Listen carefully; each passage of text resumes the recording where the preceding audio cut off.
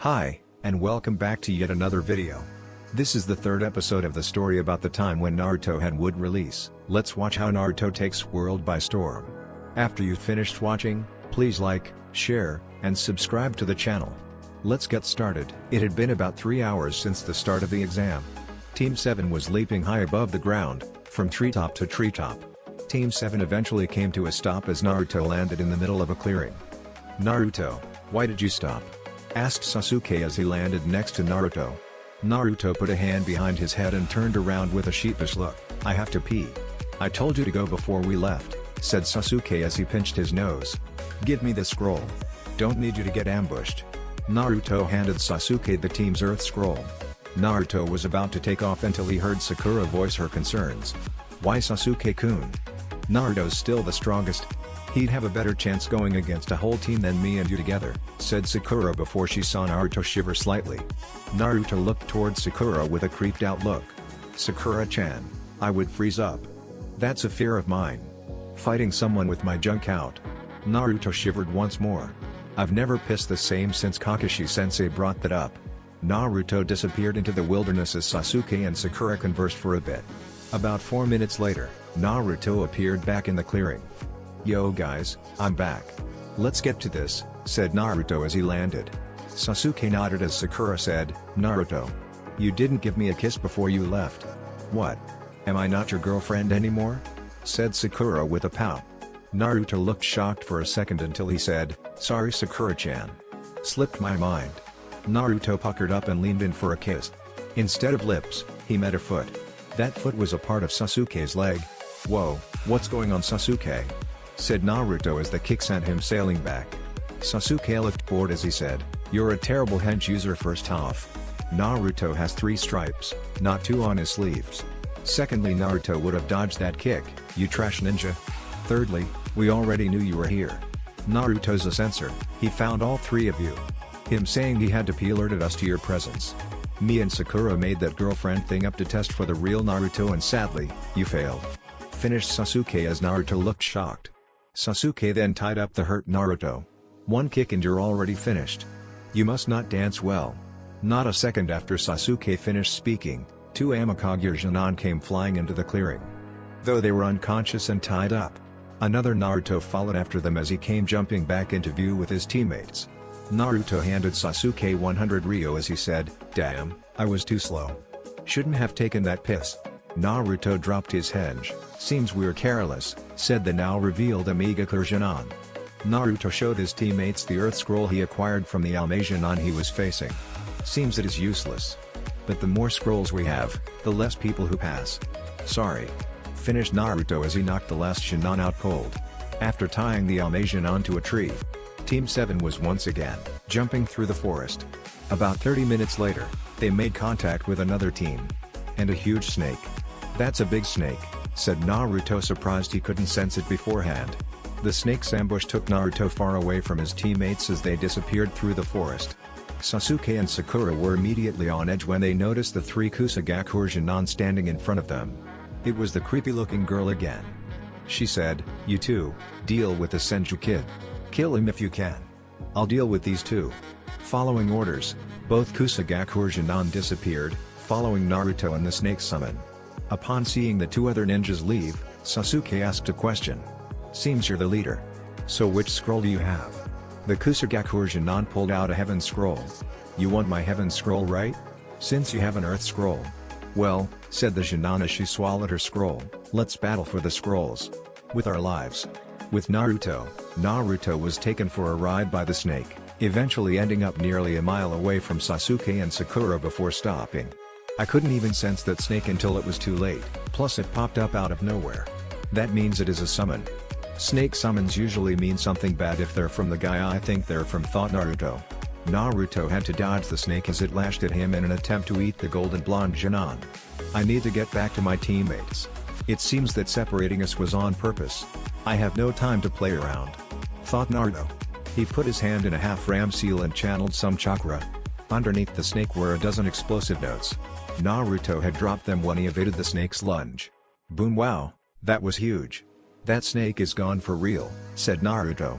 Naruto whipped out a kunai as he blocked the strike from the arrival of a Kusagaku Genin. Seems you're pretty good. However, there are two of us, said the Genin who was clashing kunai with Naruto. Naruto looked shocked as he spotted the other Genin. Hello Naruto Sanju. We are here to end you. Our leader said you must die, so be gone, said the Genin not clashed with Naruto. That Genin pulled out a sword as he lunged at Naruto. The sword pierced Naruto cleanly through the stomach. The two Genin smirked at the sight of Naruto's facial expressions, but those smirks dropped when they noticed Naruto turn into mud. Both Genin felt a hand grab their leg. Doton, Shinjuzanshu no Jutsu, Earth Style, Double Suicide Decapitation Technique, said Naruto underneath both Genin. He then proceeded to drag both Genin up to their necks in the ground. Thank you Kakashi-sensei, thought Naruto as he popped out of the ground behind the two immobilized Genin. Seems I am pretty good, said Naruto as he took the sword dropped by the Genin. Before I kill you, who is this leader out to kill me? Asked Naruto as he faced one of the Genin. I won't tell you anything you Konoha scum. You may as well key. Started the Genin until Naruto cut him off by piercing him through the eye, killing him immediately. Well then. On to you. Who do you work for? I may not kill you if you tell me, said Naruto as he stared at the remaining Genin. The Genin was absolutely terrified. He had just killed him. Legitimately killed him, no torture, nothing. He had no chance at all. He wasn't going to make the same mistake. He needed to live. Orochimaru, said the Genin trembling. I figured as much, said Naruto as he killed the Genin as well. I do not like killing, but it is necessary. I will kill any traitor to the leaf or anyone who works for that traitor, said Naruto as he channeled a massive amount of chakra. He was gone in a high-powered sunshine. With Sasuke and Sakura, the Kusagaku ninja pulled down her eyelid as she said, let's begin. Sasuke and Sakura were immediately assaulted by visions of their death. The visions were so shocking that they were both paralyzed immediately. Is this a genjutsu? Thought Sasuke in a panic. No, this is just killing intent. The intent is so powerful that it's induced fear on this scale. We have to get out of here. Seems neither of you can move. Pitiful, said the Kusagaku ninja as she threw two kunai at Sasuke's and Sakura's heads. Sasuke had somehow managed to take out a kunai, which he proceeded to use for stabbing his own leg. That shock to his system enabled his body to respond to his commands. He immediately rescued Sakura while dodging both kunai and fled behind a nearby tree. The Kusagaku ninja smiled slightly. He stabbed himself in the leg to allow himself control over his body. Seems he is more special than I thought. After being rescued, Sakura looked to Sasuke. Sasuke-kun, you saved. Sasuke placed a hand over Sakura's mouth, keeping her from talking and potentially giving away their position. He then placed a finger over his mouth in a shushing way. We must run before we are found again. Where is Naruto? He'd really be of help in this situation, thought Sasuke. So into his thoughts, he barely dodged the snake that had appeared in between him and Sakura. Damn it, I was panicked so much that I forgot to check my surroundings. Now she's found us again. The snake then opened its jaws as the Kusagaku Genin appeared coming out. Sasuke threw a dozen kunai into its mouth to catch the ninja off guard. It was all for naught as the Genin just burst out of the side of the snake. You shouldn't relax for even a moment. Prey should always try to run in a predator's presence, said the Genin as she slithered towards Sasuke. However, before she could get there, she halted due to a barrage of shuriken landing in between her and Sasuke. Sorry Sasuke. Didn't mean to take so long, said Naruto as he landed on a nearby branch. Naruto, said Sakura, relieved at his arrival. That meant he had dealt with his opposition and he looked relatively unharmed. Must have been easy. Should have known he'd be here so soon. Those useless idiots stood no chance against him, thought the Kuzanin. Naruto. This ninja is way too advanced to just be a Genin. She's on a totally different level than anything we've ever faced. We need to run away, said Sasuke. Hee. Looks like you successfully defeated the giant snake and my two teammates, Naruto-kun, said the Kuzanin. Yeah. She is Orochimaru, thought Naruto before he said, seems you're picking on Genin now, Orochimaru-san? What makes you think that I'm Orochimaru? Questioned the Kuzanin. The snake summoned first. Only Konoha held that contract or used to as Orochimaru took it away. Secondly, the way you move is reminiscent of a snake. Meaning you use the heavy style taijutsu taught by the snakes, which Orochimaru uses. But you could have taught someone those things. So I finally had your lackeys confirm my suspicions before I killed them. finished Naruto as he made eye contact with Sasuke's Sharingan for a moment. The Kuzunin showed no outward reaction at the deduction but inwardly grew pleased. That kid is incredible. To be able to deduce things so easily, and with only one look. That's thinking on a level fit for a Kage. He's too good. Even getting the information out of my subordinates that fast. Boy must have incredible talent. If only his body could be mine. That damnable Baijiu would possibly mess up my transfer. And even my cursed seal. Too bad, looks like I'll have to dispose of him as he'll become a major threat in the future. Or maybe I could get him to side with me? Thought Orochimaru still disguised as the Kuzunin. Orochimaru? The S-rank missing nin from Konoha. One of the legendary Sannin, we stand no chance. I'll just give him the scroll, Naruto already has another Earth Scroll so why bother with him? Thought Sasuke as he took out the Earth Scroll. Here, I will give you the scroll. Please, take it and leave us, said Sasuke as he tossed the scroll toward Orochimaru. The scroll only made it halfway when Naruto snatched it out of the air. Instead of a lecture of why Sasuke was a punk, Orochimaru became shocked to see a fireball coming his way. They tricked me. They knew I'd be expecting Naruto to scold Sasuke but it was actually a feint. A feint to hide Sasuke, long enough for him to fire off a jutsu. How did he tell him the plan? Pondered Orochimaru before it hit him. When they made eye contact, Sasuke must have placed him under a genjutsu to figure out a plan. Fantastic teamwork. Thought Orochimaru as he easily evaded the fireball. Impressive you too, I expected no less, said Orochimaru as he bit his thumb and ran it along a tattoo on his arm, which was really a seal. Kushios no Jutsu, summoning technique, said Orochimaru slamming his hand on the ground. Another huge snake appeared with Orochimaru atop its head as it stared menacingly out at the three Genin in front of him. Not this again, said Naruto as he dodged the snake's assault at him. Shit. Thought Naruto. Dodging the snake placed him right where Orochimaru wanted him and the snake Sannin took full advantage. Orochimaru threw a jaw-breaking punch that leveled Naruto's entire body. Upon being viciously punched by Orochimaru, instead of his jaw cracking from the punch, Naruto converted into mud that dispersed immediately from the haymaker. Replacement. Amazing, said Orochimaru as he turned to see Naruto slice into the snake's head with a sword, the sword he had from the Kuzunin from earlier. That shouldn't have happened with that piece of junk sword that Flunky had. So how did he cut through? I see, he used wind chakra to slice into the snake's head. He's more impressive than I thought. Orochimaru, upon seeing his snake being sliced into, took off for Sasuke. Let's see what you do, Sasuke-kun, thought Orochimaru as he approached Sasuke rapidly. That assault stopped upon a yellow flash appeared in his face. Naruto had performed a shunshine and threw out a speedy kick to Orochimaru's face. That kick, despite its speed and abruptness, was blocked and grabbed by Orochimaru. That was an incredibly fast shunshine. He actually almost had me there. Thought Orochimaru as he smiled. If this boy joins me, he'll be one hell of an asset. If he opposes, I'll kill him before he gets the chance to ruin my ambition. For now, I need him out of the way so I can get to Sasuke. Orochimaru then extended his tongue to restrain Naruto. Naruto grew shocked at the strength of the tongue as he found himself completely immobilized. Damn, that was a mistake trying to catch him off guard. He's a Sannin and at one point, was in the running for Hokage. This'll hurt. Thought Naruto as Orochimaru slammed 5 fingers into his gut before Naruto had the chance to use the Kyuubi's chakra. Gagyo-fun, 5 elements seal, thought Orochimaru. Naruto immediately fell into a deep sleep after its application. He was then cast away to the forest floor as Orochimaru turned to Sasuke and Sakura. Back to just 2, show me what you're made of, Sasuke-kun, said Orochimaru. Sasuke looked spooked that Naruto could be so easily beaten. If he could beat Naruto, then what chance did he have? Naruto always won their spars so he was clearly no match for Orochimaru. Slap. Sasuke looked shocked to see Sakura slap him. What are you doing, Sasuke? Stop acting like a punk. What would Naruto do if he was in your situation? He wouldn't sit there doing nothing, thinking he was going to die? He'd fight to the end. He's not a coward like you. You're just trying to run and cling to your life. Now man up and kick his ass. I'm gonna check on Naruto, said Sakura as she fell down to the forest floor to check on Naruto. Sasuke was shocked from what he heard Sakura say. She had never spoken to him like that, let alone strike him. It finally snapped in Sasuke when she said he was running and clinging to his life. That was what Itachi told him to do on the day of the massacre. Maybe Itachi was right, he should run away.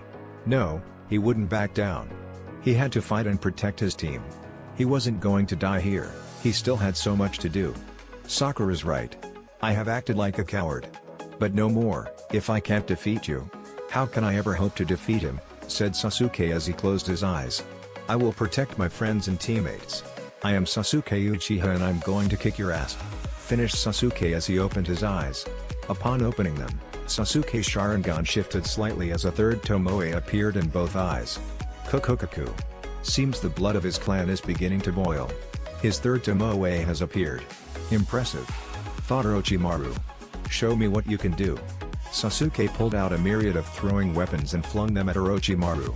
Despite that, Orochimaru easily slithered out of the way to avoid all of them. I can see. Thought Sasuke as he saw Orochimaru's movements perfectly. I can see his movements so clearly now. Sasuke flung another shuriken at Orochimaru, who jumped out of the way. Orochimaru had to dodge again as Sasuke flung another kunai directly at him. Seems he can see me now. He's reading my movements perfectly and aiming for vital areas. Thought Orochimaru before he noticed Sasuke pull a string. Sasuke pulled a couple more strings as every projectile he tossed came flying back to wrap around Orochimaru. The strings wrapped around Orochimaru and pinned him to a tree. This is the Sofu Shasen no Tachi, manipulating windmill triple blades, thought Orochimaru before he saw Sasuke go through four hand seals. A huge stream of fire appeared and fired off down the string at Orochimaru. Katen, Ryuken no Jutsu, Fire Style, Fire Dragon Technique, said Sasuke. The powerful stream of fire blew out the back of the tree with Orochimaru in the middle of it. Sasuke blew out a sigh as he thought it was over. He turned around to head towards Naruto and Sakura when he paused at a voice. Just perfect. To be able to use your Sharingan so well at this age. You'll be everything I need, said Orochimaru. The jutsu from earlier managed to burn half of his face off to reveal another underneath. What? How did he survive that? Thought Sasuke before he realized he couldn't move. Not again. Sasuke-kun. I had fun testing your abilities. You and Itachi are truly brothers. Though I can tell you have a higher ceiling than him, said Orochimaru. Orochimaru threw up his heaven scroll and then proceeded to burn it in his palm. Are you really Orochimaru of the Sannin? Asked Sasuke struggling to move his body. Yes I am. Naruto-kun already figured that out. Of course he's better than you so it's not far-fetched to see him figure it out faster. However, I can give you the power you want. The power to surpass Naruto and kill Itachi, said Orochimaru as he placed his hands in a unique tiger seal. Orochimaru's neck stretched out far towards Sasuke as he bit down on his neck. After a few moments, Orochimaru removed his teeth from Sasuke's neck and recoiled his neck back to its original length. A black seal, that took the shape of three tomoe, began to appear on the back of Sasuke's neck. After its appearance, Sasuke immediately screamed in pain. Eventually Sasuke blacked out from the pain and anguish of the new seal. Sasuke will seek me for power. He'll need my guidance to ever hope to catch Naruto Senju. Thought Orochimaru as he looked down at the pro Naruto. I would kill him myself as he could throw a wrench in my plans but then the Akatsuki will come after me for tampering with their property. So he'll live today. I'll let the Sound Trio in these exams handle those two. Maybe I can get both to join, though one would be more than enough. Orochimaru then sunk into a tree to leave the area. One day later, it had been a day since Team 7's encounter with Orochimaru. Sakura had retrieved Sasuke and taken him and Naruto to a clearing. Naruto and Sasuke were still unconscious though from yesterday's run-in with Orochimaru. Sakura had administered first aid and medical ninjutsu to help but sadly, she wasn't advanced enough to awaken them. She could only keep them underneath a tree as she waited for any sign of them waking. Sakura had set traps in the area to make sure her teammates remained safe for when enemies showed up while she wasn't alert. A squirrel appeared in the area and Sakura fired a kunai at it. The squirrel had almost set off a trap prematurely and luckily she scared it enough to get it away from the area. Sakura then had a heart attack as she heard a voice whisper. Sakura-chan, don't acknowledge that I'm awake. There's an explosive note on that squirrel. Meaning there are enemies in the area. Whatever Orochimaru did to me affected me good as I can feel my chakra going haywire. I won't be of much help to you, said Naruto. Must have been the seal he placed on me. Placing an odd number seal over an even number seal creates an imbalance. I can't even talk to Kurama. I need to find a way to get this off. Thought Naruto as he remained still. Shortly after Naruto's announcement, 3 new arrivals appeared in the clearing. It was the trio from Sound. Hello. Have you been up all night?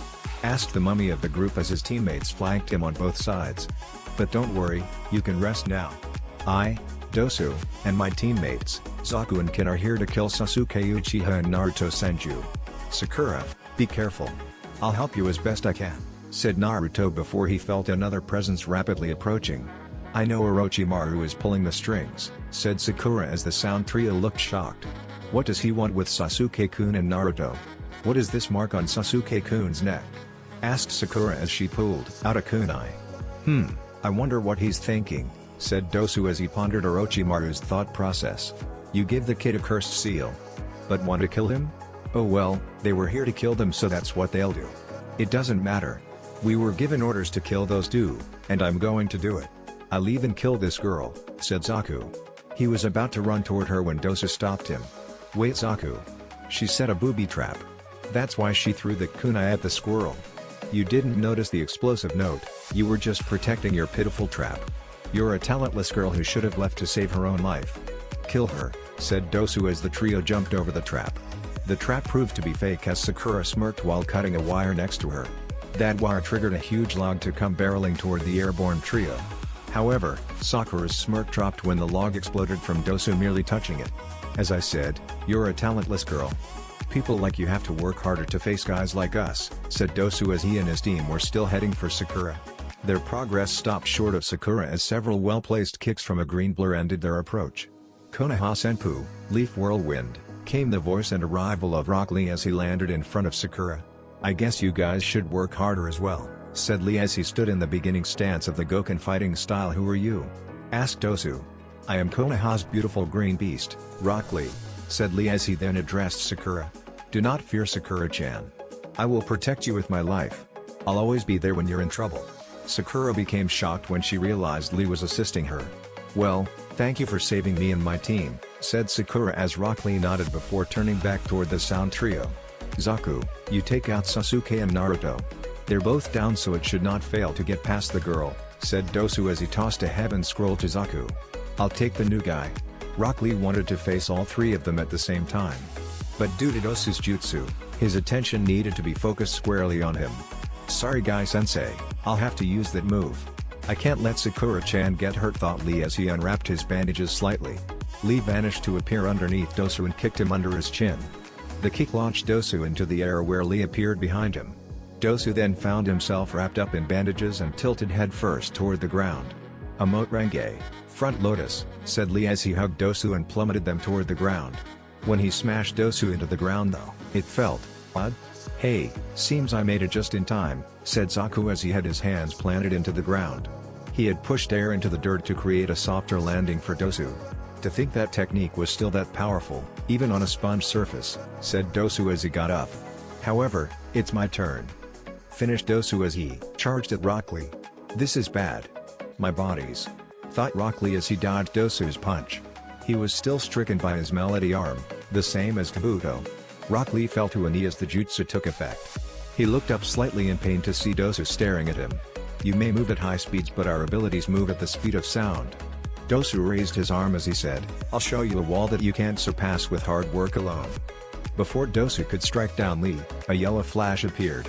Along with that flash, was a high-speed kick that sent Dosu sailing past his team into the woods behind them. Sorry for my tardiness, said Naruto as he placed his leg back down. It took a while to gather the ability to use a technique. Thank you for protecting us, Lee. I'm grateful. Before anything else could start, a strong chakra burst into the clearing. Naruto turned to see Sasuke basked in a vile, purple chakra. Sasuke also had black flame-like patterns appear on his skin. That's what Sakura meant by the mark he received from Orochimaru. Seems it gave him a power boost, but there has to be a catch to all that power. Thought Naruto as he saw Sasuke stand and look at his surroundings. Sakura, said Sasuke as she looked happy to see him awake as well. However, Sasuke also noticed that Sakura looked to have been in a fight. And it was true, in the brief moment Lee was fighting with Dosu, Sakura had been going against the other two from sound. Who did that to you? Asked Sasuke. Zaku, wanting to goad Sasuke, responded with, I did, chum. What are you going to do about it? Zaku placed his palms towards Sasuke and said, Zagkua, decapitating airwaves. A powerful stream of air blew towards Sasuke, ripping up the ground as it bellowed toward him. Once the dust cleared, Sasuke's body was nowhere to be found. Hey! He wasn't so tough. Now for the senju, said Zaku as he pointed his hands at Naruto. Katen, Hosen Kano Jutsu, Fire Style, Phoenix Sage Flower Technique, came the voice of Sasuke as a dozen fireballs flew toward Zaku. Zaku smirked and fired off another blast of wind that quelled the flames but did nothing to stop the shuriken hidden within. What? Said a surprised Zaku as the shuriken pierced him several times across his body. Upon putting down his guard, he found both of his arms held behind him with the foot pressed squarely into his back. This is for hurting Sakura. You seem to love these arms. So let's get rid of them? Said Sasuke as he began to pull on Zaku's arms. Kin tried to help her teammate but a swift chop to the back of her neck from Naruto sent her into unconsciousness. After hearing a sickening pop, Naruto had enough. Sasuke. Stop, said Naruto as Sasuke looked toward him. Naruto, this power. It's Orochimaru's. A traitor to the leaf gave you that power. Do you not think it comes without a price, Sasuke? You need to quit using it, said Naruto completely serious. Sasuke was feeling amazing. The power coursing through his body made him feel unstoppable. But Naruto was right. This power was corrupted, he could feel it attacking his will. Sasuke forced the seal to recede just as Dosu came back into the clearing from Naruto's earlier kick. If you let us live, you can have our heaven scroll, said Dosu. Naruto looked at Dosu for a second before he took the scroll from Zaku's injured form and flung him back over to Dosu. Dosu grew shocked that they were getting off scot-free and promptly disappeared with Kin and Zaku and Do. Sasuke looked at Naruto in disbelief. Naruto knew those guys worked for Orochimaru, so why did he just let them live? Naruto. Why didn't we kill them? We know they work for Orochimaru. We could have done away with them right away. Why'd you agree? Said Sasuke before he heard an explosion. Naruto was holding a half-ram seal as he said, I never agreed. Sasuke smirked at Naruto's actions.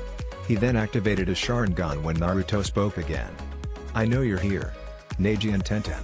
So come out, said Naruto as he then pointed to the opposite side of the clearing. You as well, Shikai no Cho. Neji landed on a nearby tree branch along with Tenten. You should hand over all of your scrolls. And maybe we'll let you leave peacefully, spoke Neji confidently. You do realize that me, Sasuke, and Sakura-chan are fine, right? It's 3-on-2 and not to mention, your teammate is wounded right here. What's to say I don't kill him now? Asked Naruto as Neji took the hint. He carefully walked over to Rock Lee and carried him out of the area with Tenten. Neji did check Lee for an explosive note first before departing. Naruto-kun. You were so amazing just now, said Ino as she was about to jump on Naruto when Shikamaru stopped her. Ino. At this moment, Naruto is the enemy. He could have harmed you and taken our scroll just now if you went toward him. Be careful. He plans to negotiate with us since he called us out. So what do you have to say? Asked Shikamaru, wary about Naruto and his intentions. Hee. Can we team up to get to the finish? We're rather handicapped at the moment and need help getting to the tower. We have an earth scroll if you need it, said Naruto sheepishly with a laugh. What? Asked Choji because Naruto had just threatened Neji. It was a bluff, Choji, and rather well played, said Shikamaru as he thought over teaming with arguably the best team in their class. Fine, we'll team up. We do have a heaven scroll, so your extra earth scroll will get us into the tower as well. But now we have to watch our backs more since you two have hits out on you. Troublesome. Finished Shikamaru as the group of 6 headed toward the tower. Several hours later, what do you mean you never liked Sasuke-kun? Yelled Sakura. Ino laughed and said, the only reason I pretended to like him was so you'd be more confident. With me as a rival, you always did strive to be better, so that's why I did it. Plus Naruto is way better anyway. Finished Ino with a smirk. She still could get Sakura's blood to boil. Is not. Is too. Is not. Is too. Troublesome, said Naruto as he realized something. I see why you say that all the time, Shika, said Naruto, now on Choji's back piggyback style. Shikamaru had Sasuke on his back as he said, yeah. Having to carry you guys here is already bad enough. Now we have to listen to Ino and Sakura, bitch. What? Said Ino and Sakura at same time as they looked murderous toward the Nara clan member. Shikamaru let out a sigh before speaking. Troublesome. Looks like we are here, said Sasuke as he and Naruto climbed off their backs. They were still having trouble from their encounter with Orochimaru, both with their own respective seal. Adrenaline earlier allowed them to move to defeat the Sound Trio. After reading the message, Shikamaru and Naruto easily realized they had to open both the scrolls at the same time. The scrolls began to smoke as out popped Hiruka. Why'd I get summoned twice? said Iruka before he realized there were 2 teams before him. "Oh, you guys worked together, that's why. Well, congratulations you guys. You passed the 2nd exam. You still have 2 days left until the 3rd exam. So get some rest. You'll need it," finished Iruka with a smile. "All 3 rookie Jinan teams passed so far, amazing." "Thank you," said Shikamaru as Team 10 walked off into the tower. Upon noticing Team 7 still standing there, Iruka voiced his question.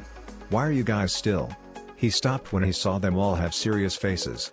"We need Jigi. Orochimaru is here." The Sundaime Hokage had rushed to see Team 7 when he became knowledgeable of the events that occurred in the Forest of Death. After a telling of the story from Naruto and Sasuke's perspective, Hiruzen made sure it was all correct. "So you were found by Orochimaru in the forest?" asked Hiruzen, to which Team 7 nodded. "He defeated you all, placed a cursed seal on Sasuke, and just left with orders to his team to kill you both." After another nod, Hiruzen blew out a sigh. "Well, at least you all are still alive. Sasuke-kun, Kakashi has a plan to deal with your seal," said Hiruzen as Kakashi walked in with Io. "He's going to place a Fujihoin, evil sealing method, on you to suppress the influence of the seal. However, due to the power of the cursed seal, it'll take your willpower to control how effective the Fujihoin is," finished Hiruzen as he saw Naruto smirk. "So basically, Sasuke got a hiki from a pedophile. That hiki is imbued with the pedophile's power. Kakashi is going to suppress the hiki's power to keep Sasuke from using said hiki." "Got it," said Naruto as Sasuke turned toward him with a glare. "I'm not gonna use this cursed seal. But it's nice to have an additional safeguard to keep the influence down. I don't need somebody else's power. I am an Uchiha," said Sasuke, turning toward Kakashi while also showing Naruto the Uchiha crest on his back. After Kakashi finished snickering at Naruto's hiki remark, he and Sasuke both exited the room to take care of his cursed seal. Sakura had left Naruto and Sasuke earlier to get some rest from staying up while they were incapacitated. It was just Naruto and Hiruzen left in the room. "Gigi," said Naruto as he lifted his mesh shirt and channeled some chakra to show off his seal. "Can you remove this seal? I didn't want to bring it up in front of my teammates because they don't know about my status yet, but Orochimaru placed it on me during our fight," finished Naruto as he was struck in the gut sharply by Hiruzen. "Gagyo came, 5 elements unseal," said Hiruzen as Naruto fell asleep again. "Of course I can, Naruto-kun. Now get some rest before the finals. I want to see you impress me, my dear boy." Hiruzen then picked up Naruto and took him to his room.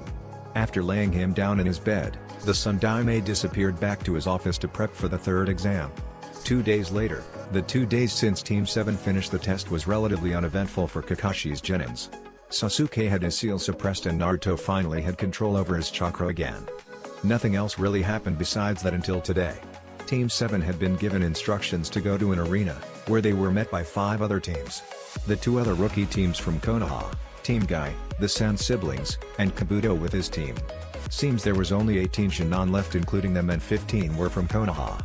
They were all situated in a huge arena with platforms on either side. On the platform directly facing them was the Hokage. Upon all of the Shinan arriving, Hiruzen addressed them with kindness. "Congratulations to all the Shinan who have passed the 2nd exam. Before you can continue to the 3rd exam, I will now inform you on a few things," said Hiruzen. In years past, the Chunin exams were and still are a contest. A contest that pitted each nation's aspiring Chunin in a duel between each other to show their village's strength outside of wars. This final exam is observed by many people, including potential clients and daimyos all across the elemental nations. One does not have to win the tournament to be promoted to Chunin. Just display skills that may qualify them for promotion. Hiruzen was about to continue until he was interrupted by a sickly ninja with a prevalent cough. "Excuse me Hokage-sama, if I may interject, I would like to take over from here," asked the ninja as Hiruzen nodded. "Hello all, I am Hayate Gecko and I shall be your proctor for the 3rd exam," said Hayate as he coughed a few times. "Due to the number of you all, there will be preliminary matches immediately to dwindle the numbers," finished Hayate as he was met with a complaint. One of Kabuto's teammates spoke up, "We just got here 2 hours ago. Do we not get to rest first?" "No. Unfortunately, you will be handicapped but those are the rules." After answering the Shinan's question, Hayate continued with, "We will have one-on-one duels that will pit you against one another. Too many of you finished this time, so we must do this to weed some of you out. That way we'll finish with less than 10 competitors to begin the finals. Now is there anyone who would like to forfeit right now?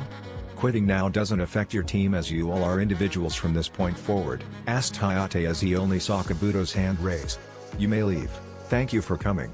After Kabuto departed, Hayate pointed to a monitor behind him. "Now that that's settled, each of you has been placed into a randomizer that will display your names on the board in pairs. When your name shows up, whoever's name is on there as well shall be your opponent. You will battle each other until one of you quits, dies, or I rule it over due to a tie or your inability to continue. My word is law, and if I say it's over, it's over. Am I clear?" asked Hayate as all the Jonin nodded. After Hayate spoke, the monitor started flying through names until it stopped on Sasuke Uchiha and Yoroi Kato. "Will Sasuke Uchiha and Yoroi Kato remain here while all the other Jonin move to the platforms that surround the arena floor?" Following instructions, all the other Jonin moved up to the platforms as Sasuke, Yoroi, and Hayate were the only ones left on the arena floor. Hayate coughed a few more times as he looked to each fighter. "Are you both ready, Hajime?" said Hayate as he backed away to give the Jonin some space. Yoroi twitched slightly but noticed Sasuke stood motionless besides crossing his arms over his chest. Yoroi moved around a little but Sasuke still stood with his arms crossed and his Sharingan active. "I thought he wouldn't be able to use that without being affected by the cursed seal? It doesn't matter, he won't be able to stop my technique," thought Yoroi. Yoroi's left hand began to emit a blue aura of chakra as he took off in a sprint towards Sasuke. Sasuke didn't make a move to defend the still approaching Yoroi. So Yoroi just slammed his hand onto Sasuke's forehead and smashed him into the ground with force. Sasuke's face changed to one of shock as he could feel his chakra leaving him. Yoroi smirked as he realized how easy this victory was. "Yes, I have the ability to suck out a person's chakra through my jutsu. You never had a chance," said Yoroi as Sasuke started to struggle with less power. Yoroi thought he had it in the bag until he felt several kunai pierce his body. Yoroi screamed in pain as he looked up to see Sasuke still standing with his arms crossed. He was confused as he looked down to see that Sasuke turned into dust. "What is going on? I know I hit you with my technique. I felt your chakra leaving you," said Yoroi as he began to lose consciousness from blood loss. "Seems you don't know about the power of the Uchiha clan. Too bad," said Sasuke as Yoroi collapsed on the floor unconscious. Hayate looked at Yoroi and then called it. "Shuza, Sasuke Uchiha. With the spectators, I need a Sharingan," said Shikamaru. Naruto stood beside Shikamaru as he looked amused at his comment. "Why's that, Shika?" asked Naruto as around them, people were wondering how Sasuke just won. All Sasuke did was lock eyes with him and he passed out without neither of them moving a muscle. Yoroi didn't even get touched by Sasuke or even harmed but still got defeated. "If I could do that, beating people by staring, I'd be so happy. If only," said Shikamaru as Naruto burst out laughing. Kakashi decided to quell everyone's questions as he told them about Sasuke's victory. The Sharingan is a powerful dojutsu, techniques, that allows the user many abilities. One being, the ability to cast powerful genjutsu with a mere glance. Sasuke defeated Yoroi in a genjutsu and Yoroi must have passed out from the mental belief of actually losing. That's why Sasuke won without harming Yoroi. Or moving for that matter, said Kakashi with an eye smile as a member of his squad passed. Seems his eyes have gotten stronger. Did he get his third Tomoe? Pondered Kakashi as Sasuke walked up the platform to stand by Naruto. Sasuke smirked at Naruto while walking up with his Sharingan still active. "I'll be seeing you later on, it seems, Naruto," said Sasuke flaunting his improved Sharingan as his Tomoe began to spin slightly around his pupil. "Hey, maybe. I haven't gone yet, I could lose," said Naruto with a straight face as he stared at Sasuke's straight face as well. They held their poker faces until he and Sasuke started laughing. "Don't worry, Sasuke. I'll be there to kick your ass again for the world to see," said Naruto as he heard a voice in his head. A voice he hadn't heard in a while. "So the Uchiha boy has a better Sharingan now? Means nothing compared to what I've seen you do," said Kurama in Naruto's head. "Kurama. You're back. By the way, you were so right about Fuinjutsu. I got hit by 5 fingers twice and passed out both times." "Fuinjutsu is scary," replied Naruto as he heard Kurama laugh. "Told you it was. Took that snake to beat some sense into you for you to get my point. I could have kicked his ass I bet if I used all of my abilities," said Naruto as Kurama agreed, though it was debatable. Naruto was easily one of the strongest in Konoha when using his chakra and Makuten abilities. But Orochimaru was Orochimaru, one of the Sannin and definitely not a pushover. While Naruto and Kurama were conversing, the board landed on 2 more names. Temari and Tenten. Naruto paid no attention to this match as soon as he saw Tenten firing weapons. It's pointless. Temari-chan is carrying a fan which I'm sure she uses proficiently. She'll just blow all of your projectiles away. Sorry, Tenten, she's your worst matchup. Thought Naruto as he saw Temari continue to blow away Tenten's projectiles. Eventually, Temari had enough and finished Tenten by catching her in a tornado of wind that tormented the brown-haired girl. Hayate called it once he saw that it was over. Shuza, Temari, you made that fan look so sexy. I need one in my life, said Naruto loudly, getting a smirk from Temari as she walked back up. After the medics moved Tenten, the names started spinning again. Choji Akimichi vs Shino Aburame. Sucks for Choji. He'll be a big target for Shino's bugs, and since his only techniques involve chakra-induced expansion, he'll lose. Thought Naruto. Naruto was proven right as Choji kept smashing into Shino. Though they were only Mushi Bunshines, bug clones, which proceeded to empty Choji's reserves after about 2 minutes. Shuza, Shino Aburame. Naruto perked up slightly at the next match, Neji Hyuga vs Hinata Hyuga. Though Naruto became disappointed at Hinata's lack of fight going against her cousin. Neji didn't have that problem as he dismantled Hinata viciously throughout the fight. Though Naruto got fed up at the end when Neji went for the kill. Neji was stopped a few feet from Hinata by several people. He was locked in a grip from Guy while Kakashi held his left arm and Kurenai held his right. But everyone was surprised to see Naruto in between Hinata and Neji with a fist held firm, inches from Neji's face. Seems the main branch gets special treatment again, said Neji before he got the chills at Naruto's glare. Neji, I have nothing against you as a person. But for what you did to Hinata-chan here, knowing Hayate would have called the match regardless of her will to fight, is unbecoming of a Konoha-nin. You better hope I don't see you in the finals, as I promise to deal out tenfold to you what you gave to Hinata-chan, said Naruto as he clenched his fist that held a bit of Hinata's blood in it. Neji was taken away shortly afterward by Guy. Hinata was assisted by medics as everyone else returned to the stands. The next fight was between Shikamaru Nara and Sakura Haruno. Many people believed Sakura would have an easy victory against the dead last of his class. However, Naruto knew better. Shikamaru's the smartest person I know. He is only the dead last due to his unwillingness to do school work. I want Sakura to win as her teammate, but Shikamaru's too smart. Thought Naruto as Sakura charged Shikamaru and lashed out with punches and kicks. Shikamaru dodged Sakura's attempts as he eventually backed up far enough to place his hands in the ram seal. Kage Mei no Jutsu, shadow possession technique, said Shikamaru, once his and Sakura's shadow connected.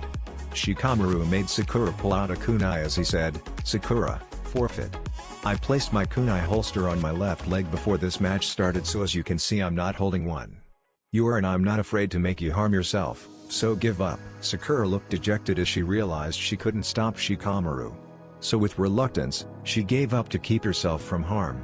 Shuza, Shikamaru Nara, said Hayate as both Shikamaru and Sakura walked back up the platform. Good job, Sakura, maybe you'll get a better opponent next time. Shikamaru's tough, said Naruto as Sakura smiled slightly. Upon noticing Shikamaru's face, Naruto asked a question. What's up with the face, Shikamaru? Shikamaru sighed. I should have lost. I could have been done with this tournament and slept for the rest of it. Now I'll have to fight again. Troublesome. Hopefully, I don't go against another girl, troublesome, said Shikamaru as he likely jinxed himself. Naruto laughed slightly as he saw the board shift to another pair of names. Kankuro and Misumi Tsuragi. Naruto found the match hilarious when Misumi realized he had been fighting a puppet the whole time. After receiving a bone-crushing hug from said puppet, Misumi was done. Shuza, Kankuro, said Hayate as he looked wary for the next match. Gaara vs Rock Lee. Gaara v Lee, Yosh. Now I can show everyone the power of youth, claimed Lee excitedly. Lee felt a hand clasp his shoulder and looked up to see a blinding smile. Attaboy Lee, show them that you're in the springtime of youth, claimed Guy just as excited as he patted Lee on the shoulder. Lee did a salute as he leapt down to the arena floor. Gaara arrived in Asuna Sunshine, standing with his arms crossed, looking uninterested in Rock Lee or this tournament for that matter. Hayate looked at both competitors as he started the match. Hajime, said Hayate as he backed away. Lee took to the beginning stance of the Goken as Gaara popped the cork off his gourd. Sand seeped out of the gourd and surrounded Gaara on the ground in a crude circle. Lee, having enough of just standing around, vanished to attack Gaara. Gaara looked shocked to see his sand blocking Lee's strikes, but not seeing Lee. Is he moving that fast? ? questioned Gaara as he kept swiveling his head to see sand dispersing after being struck, but no Lee. In the stands, Sasuke handed Naruto 100 Ryo as he said, "Thanks for keeping me from getting my ass whipped before the first exam. That speed is ridiculous." Naruto smirked at Sasuke, who was keeping his Sharingan eyes glued on the match. "Seems he's trying to copy Lee. A smart idea, as that's the best taijutsu I've ever seen," thought Naruto watching Lee trying to beat on Gaara. "Shukaku," said Kurama in Naruto's head. "Shukaku? As in the Ichibi. He's here?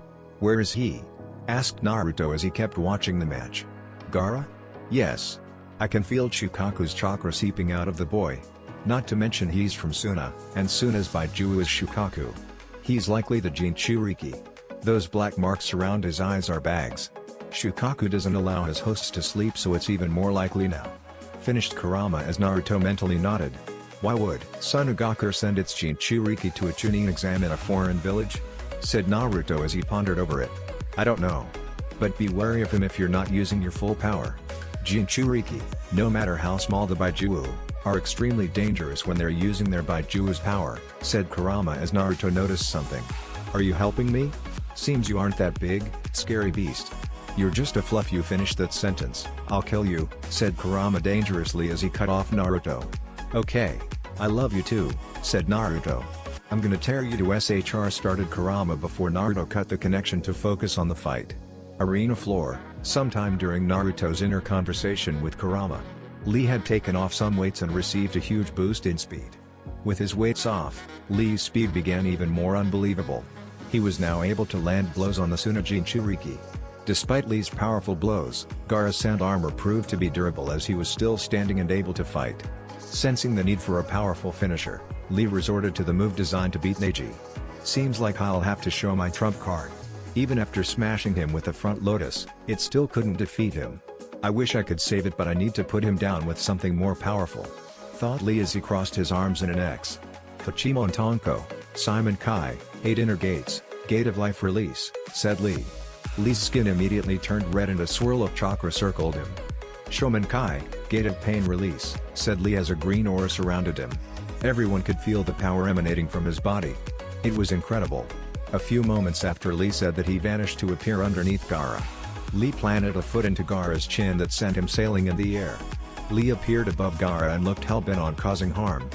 Gaara's sand shield couldn't keep up as Lee proceeded to bash Gaara around multiple times in the air. Eventually, after a dozen or so hits, Lee decided to finish Gaara. "This will be the end." "Taman Kai, gate of closing release," said Lee as he vanished again to hit Gaara with a series of quick gut punches. Before Gaara could hit the ground, Lee pulled Gaara back up by the bandage wrapped around his waist. "Urarenge, reverse lotus," said Lee as he hit Gaara with an open-handed palm strike and kick at the same time. Gaara went crashing to the ground as Lee landed a little ways away. There's no way he could get up from that, thought Lee as his right arm and right leg were in pain from using that last move. The same arm and leg were now in more pain as sand crept up his arm and proceeded to squeeze down on them. "Sabaku-kyu, sand binding coffin," said a weak Gaara as his sand crushed Lee's arm and leg. He was trying to move it further around his body, but Guy showed up and quelled that movement. "That's enough," said Guy as he took Lee away to the medics. "Due to an interference, choose a Gaara," said Hayate as Gaara was grabbed by his sensei and taken back to the platform. His Baiju would assist in healing him. Since there are 3 competitors left, there will be a 3-way fight between Ino Yamanaka, Kiba Inuzaka, and Naruto Senju, said Hayate as the 3 walked down the steps. "Shit. I got to fight Naruto. I would try to team up with Ino, but I know she'll take his side. Looks like it's me and Akamaru. It's no worries, we've gotten better since the academy, we got this," thought Kiba as he arrived on the destroyed arena floor. "Oh no, I have to fight my husband. Life isn't fair. If I lose, he'll think I'm too weak to be his wife and he'll never date me. If I win, he'll hate me for embarrassing him. What do I do?" said Ino in a panic over fighting Naruto, totally forgetting that Kiba was fighting as well. "Let's see how good my comrades have gotten," thought Naruto as he got into his ready stance. Ino and Kiba did the same as Hayate lowered his arm. Hajime Naruto began with a speedy sunshine and planted a powerful punch into Kiba's jaw, that rocketed the Inuzaka back to the wall. Naruto then turned to Ino and saw her holding a unique seal. "Shintenshin no Jutsu, mind-body switch technique," said Ino as she fired her jutsu at the surprised Naruto. Ino's body fell to the ground as her jutsu flew at Naruto. Everyone was then shocked to see Naruto rush over and catch Ino before she fell before eventually setting her down gently. "That was easier than I thought," came the voice of Naruto as everyone became even more shocked. Naruto was hit by Ino's jutsu. With the spectators, "Wow, Ino got her jutsu to hit Naruto," said Shikamaru, shocked to see the result.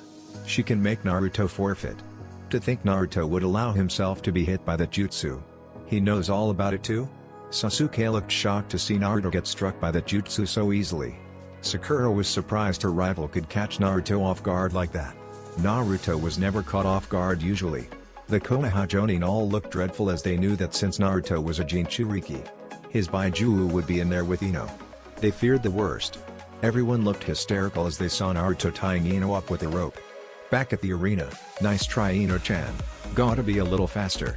You almost had me there," said Naruto as he felt Kiba approaching. "Two Kibas. Gotsuga, double piercing fang," said Kiba. He and Akamaru, who was transformed into Kiba, came flying at Naruto in a spinning display of death. Naruto managed to toss Ino back up into the stands to her sensei right before spinning out of the way of the first Kiba. Naruto tried to evade the second but received a cut on his hand for his troubles. "Almost had you, Naruto. Let's see how good you do when blind," said one of the Kibas as he dropped a smoke bomb. Both Kibas barreled into the smoke in another Gotsuga, double piercing fang, to catch Naruto full force this time. Eventually, the smoke cleared and you could see three Kibas standing in a triangle. One of the Kibas smirked as he decked another Kiba with a punch. "I can smell you, Naruto. You can't hide from my nose in a simple hench transformation," said Kiba before realizing there were two more Narutos. "I knew that," said Naruto with a kunai held to both Kibas' necks. The Kiba that got punched converted into Naruto before turning into rocks, signaling an Iwa Bunshine, rock clone. "Damn it, how did I not smell you until it was too late?" asked Kiba. "It's easy to pinpoint my location with your nose. But if I'm underground, I'm sure it makes it tougher to find me through the earth. So while that cloud of smoke was in the area, I replaced myself with a clone and hid underground. Then popped out to catch you off guard." "Give up," said Naruto as he pushed the kunai closer to Kiba's neck. After a forfeit from Kiba, Hayate called the match. "Shuza, Naruto-sanju. Will all the winners please come down to the arena floor? We have a few announcements," said Hayate. Kiba left the arena floor as Naruto stayed. Sasuke, Temari, Shino, Shikamaru, Neji, Kankuro, and Gaara arrived at the arena floor as Hayate addressed them again. "Congratulations. You Shinon are the finalists that will compete in the Chunin exam in 1 month. It will be just like this except we will find out your opponent right now through selection. You will pull a number from the hat and announce what number you received. We will pair you by numbers." Anko brought the hat toward Naruto as he pulled first. "1, said Naruto as Anko brushed past him. "I still remember, kid," whispered Anko as her hips brushed up against Naruto's lower regions. "Nice package that lady again. Is this rape? Wait, is it rape if I like it?" thought Naruto, freezing up again as he felt his blood flowing. Naruto would need a cold shower later. Sasuke pulled his card next. 6. Temari 8. Shino 5. Shikamaru 7. Neji 2. Kankuro 3. And Gaara received 4 by default. Match 1, Naruto Senju vs Neji Hyuga. Match 2, Kankuro vs Gaara. Match 3, Shino Aburame vs Sasuke Uchiha. Match 4, Shikamaru Nara vs Temari. Match 5, winner of Match 1 vs winner of Match 2. Match 6, winner of Match 3 vs winner of Match 4. Match 7, winner of Match 5 vs winner of Match 6. Now that all your opponents have been figured out, use this month to prepare for the finals. Your village will be represented, so fight with that in mind, said Hayate as all the Jonin vacated the arena. 1 day later, the next day, Naruto was walking around Konoha, headed to find someone. Naruto was wearing a simple gray long-sleeve shirt with the Senju clan crest on his back and black pants that connected to his black shinobi sandals. He wasn't wearing his forehead protector at the moment, so his hair was covering his eyes a little. Kakashi had taken Sasuke away into the mountains to prepare him for the finals. Naruto had asked Kakashi for help, but Kakashi informed him that there was already someone capable down by the hot springs, plus they had already called dibs on teaching him. So that's who Naruto was headed to find/meet. Upon arriving at the hot springs front door, Naruto heard a weird noise coming from around the corner. Naruto turned the corner to see a man with white hair giggling. Before Naruto could say anything, Ebisu appeared and began berating the man. "Excuse me, sir, it is improper to peek on the women in the hot springs. I'll have to ask you to leave," said Ebisu as the man never moved. Ebisu noticed the man didn't move, so he went to forcefully remove him. Ebisu reached for the man's collar to grab him and drag him away. However, the man jumped into the air, causing Ebisu to overreach and stumble underneath him. Ebisu was shocked at the man's swift movement, as he was then crushed by the sudden appearance of a toad and rendered unconscious. "Wow, that was so cool, mister. Was that a summoning?" asked an excited Naruto as he approached the man. "Oh ho ho? So you like what you see, huh?" asked the man as he turned to face Naruto. He was a tall man with waist-length, spiky white hair tied back into a ponytail, with two shoulder-length bangs that framed both sides of his face. He had red lines that ran down from his eyes and wore a horned forehead protector with the kanji for oil. He also had a noticeable wart on the left side of his nose. The man wore a green short shirt, kimono and matching pants, under which he wore mesh armor that showed out of the sleeves and legs of his outfit. His outfit was completed with handguards, a simple black belt, traditional Japanese geta, wooden sandals, a red haori with two simple yellow circles on each side, and a scroll on his back. Naruto recognized the man immediately. He had his suspicions when he saw the toad, but the oil forehead protector cleared all doubt. You're, said Naruto before he was cut off. "I am Mayuboku Mountain's monk of the Toad Spirits, also known as the Toad Sage. Jiraiya of the Sannin," claimed Jiraiya as his toad disappeared. Naruto had stars in his eyes as he looked at the sage. "You're better than what I've read about. You taught the Ondaime Hokage, who is my hero. But I never pictured you to be a pervert," said Naruto, a little perverted. Jiraiya looked slightly shocked to see Naruto be perverted. Sadly, Naruto didn't know the first rule of peeking: no loud talking. Inside the baths, one woman said, "Pervert? There's a pervert outside." "Ah. Geez, they figured out I was peeking. But I'm not a pervert," said Jiraiya. "I'm a super pervert," boasted Jiraiya proudly. "Right. Well, Kakashi-sensei said there was someone here that would oversee my training for the month. Are you that person? If so, could you please train me for the finals?" asked a hopeful Naruto. "Hey, the kid looks exactly like Minato does. Except he has his mother's eyes. He even knows how to ask for training. Why not see what he can do? But I need lunch," thought Jiraiya before he said, "Buy me lunch every day, I'd train you, and I'm in." Naruto pulled out his toad wallet, affectionately named Gamachan. After opening it, he proceeded to cry at how much money he'd lose over the month, but it'd be worth it. 2 hours later, "Hey kid, you should definitely hit that," said Jiraiya to Naruto as he and Naruto exited a dango restaurant. Naruto's face turned red as he remembered the incident. Flashback: 40 minutes ago, "So you're telling me pancakes are better than waffles?" asked Jiraiya as he finished giving his order. "Yes, I could eat pancakes all day. Especially with blueberry syrup," said Naruto as he and Jiraiya were conversing. Naruto and Jiraiya were already talking like good friends after only knowing each other for an hour. Naruto was about to continue speaking until he paused and twitched a little. "Your hot chick sense is going off too?" asked Jiraiya as he felt a beautiful woman approaching due to his own sensing abilities. Naruto went red in the face as he felt Anko arrive, literally. She appeared sitting in his lap with a kunai to his neck. Anko greeted Jiraiya. "Hello Jiraiya-sama, I see you're hanging out with the Gaki rat." "Indeed I am, Anko-san. It seems you need a moment, I'll be back," said Jiraiya as Anko thanked him. Naruto was mouthing "help me" to Jiraiya as he left Naruto alone. Jiraiya only held both thumbs up as he disappeared around the corner. "If you needed help, Naruto-kun, you could have just asked. I'll definitely assist you with anything," said Anko as she looked back toward Naruto. She then looked down. "Anything," said Anko, a little suggestive. It took all of Naruto's willpower to keep himself from reacting to Anko.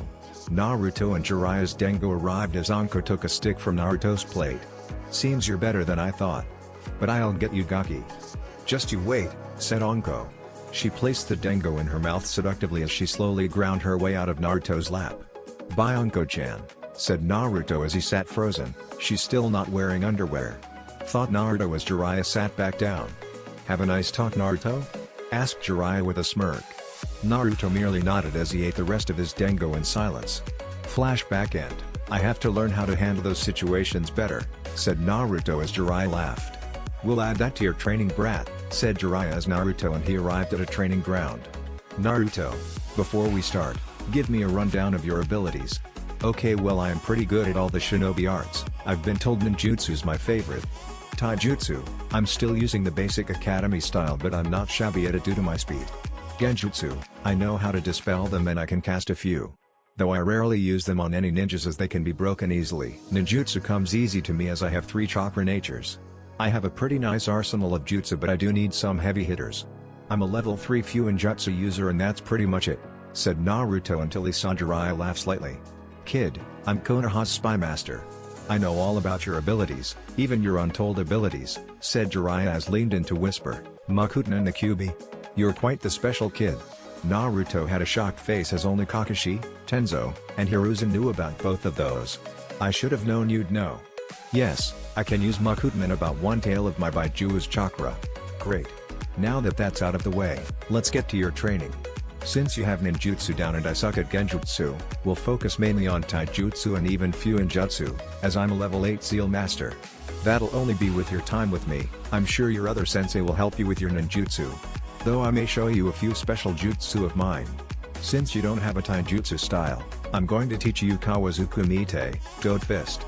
It's taijutsu only used by toad summoners, said Jiraiya as he paused for Naruto to catch his drift. It took Naruto a few seconds to understand Jiraiya, I'm gonna be a toad summoner. But why would you choose me? Asked Naruto, confused at Jiraiya's intentions. They had just met, what made him so special? Well, it's been a while since I've had an apprentice. I'm getting old and I've been watching you. You seem perfect to become a toad summoner, said Jiraiya as he puffed out a scroll. All you have to do is draw a little blood and write your name in this space here. Place all 5 fingers here, and you're golden, said Jiraiya as Naruto did all the required steps. Naruto noticed he placed his name next to Minato Namikaze, the Ondaime Hokage. I have a new title to add to my name. I am Naruto Senju, future Hokage, ramen connoisseur, and toad summoner of Konoha, said Naruto as he puffed his chest out a little bit. Not exactly, you first have to summon the toad boss and get his approval. To summon, you need to bite your thumb to draw blood, perform these hand seals, boar, dog, bird, monkey, ram, and slam your palm onto a surface while channeling a huge amount of chakra, said Jiraiya before he continued with, you may not get it on your first Kushios no Jutsu, summoning technique, said Naruto, cutting off Jiraiya as a huge plume of smoke appeared. Jiraiya, why did you summon me? Asked a huge red toad wearing a blue vest carrying a huge sword. The toad also had a pipe in his mouth. Hello, I am Naruto Senju. I was the one who summoned you. Would you happen to be the chief toad? Said Naruto as he leapt off the toad's head to land in front of him. The toad looked down at Naruto and almost had a heart attack. Is this Minato's kid? He's grown up so big. And he seems like a capable shinobi. Where's Jiraiya? I have a few questions for him. Thought the toad before he spoke. You summoned me? Hey, well, what do you want? As I am the toad chief, Gamabunta, said Gamabunta. Naruto smiled slightly as he said, well, I was told that I needed your permission to become an official toad summoner. So how do I go about doing that? Do I ask or is there a requirement? PFFT, this kid. If he's Minato's kid then of course, but why not mess with him? Thought Gamabunta as he said, of course you can be a toad summoner. If you share a drink with me. A drink? Hey, he has to be 20 to drink alcohol. He'll probably panic about being too young to, thought Gamabunta until he was cut off by Naruto. You supplying? Said Naruto, completely willing to go along with it. Gamabunta looked shocked for a second until he smiled. Summon me back in 15 minutes, said Gamabunta as he disappeared in a puff of smoke. Jiraiya peeked his head around from a nearby tree as he said, I heard you all were drinking? 1 month later, the next month passed quickly as Naruto was headed toward Konoha Stadium, where the Chunin exam finals were being held. Naruto was wearing clothing similar to an Anbu as it was a gift from Tenzo. Tenzo had given Naruto the outfit when he visited him last week. Naruto was clad in a black t-shirt, black Anbu-style pants with Anbu-style sandals on. He also had on a grey flak jacket like Konoha Anbu. To complete his outfit were matching grey arm guards with black forearm warmers underneath. He wore his forehead protector around his forehead like normal as he walked into the stadium. He was halted from going farther as he was directed to the area for the finalists. Yo! Sup Shino? Ready for today? Said Naruto to the only other person there at the moment. Hello, Naruto-san. I believe I'm adequately prepared for the fights. Are you ready for the finals? Responded Shino in kind. Naruto smiled slightly. Of course I am. This day means a lot for me, said Naruto, thinking about learning about his parents. Naruto conversed with Shino a little more until he felt a trio appearing. Temari-chan, Kankuro, and Gaara, said Naruto as the trio walked in. Kankuro grunted in response. Temari smiled a sweet smile at Naruto in return. Gaara looked toward Naruto warily. Gaara was eyeing Naruto as he was talking to Temari. Gaara eventually interrupted Naruto's flirting with Temari with a statement. "Mother says to be wary of you. She wants you to die, if possible," said Gaara as Naruto heard Kurama laugh. "Kid thinks Shukaku is a girl." "Ha. That's perfect," said Kurama laughing with Naruto mentally. Kurama had told Naruto about the other Baijuo. Their gender was also brought up and Shukaku was considered a boy. "Well, maybe. But you never know. You could be dangerous as well, Ichibi," said Naruto as the San trio gasped. "He knows about Gaara? How much does he know? Does he know about the Worth? I need to tell sensei," thought Temari as her blush immediately left at hearing Naruto say Ichibi. Luckily Shikamaru came in and captured Naruto's attention with a greeting. The Sandaime began speaking to the crowd as well since you could hear his voice emanate through the walls. A few moments later, Sasuke walked in to complete the group of finalists. Naruto took notice of Sasuke's clothing as it was identical to his own. Sasuke was clad in the same outfit as Naruto except his shirt had a high collar. Naruto fist bumped Sasuke as he said, "Would have thought you'd make a flashy entrance? HN. We were going to until Kakashi got a message from the Hokage saying we had to show up on time," said Sasuke. "Nice clothes," said Naruto. "Seems you got the same thing as me. I'm guessing Kakashi told you about it?" Sasuke smirked. "Yeah, I got the Anbu invite as well. We get to wear the uniforms to practice fighting in them. Yeah, they're pretty comfy. You seem rather confident. Good training month?" Sasuke activated his Sharingan as he said, "More than ready to whip your ass in the finals. If you even make it past Neji and most likely, Gaara." Naruto smiled slightly. "We'll see, Shino's no pushover. Good luck with that." "You better make it to the finals," said Naruto as he heard the stadium scream with a cheer as the Sandaime finished speaking. Seemed it was starting. Stadium floor. "Hello, and welcome to the Chunin exams.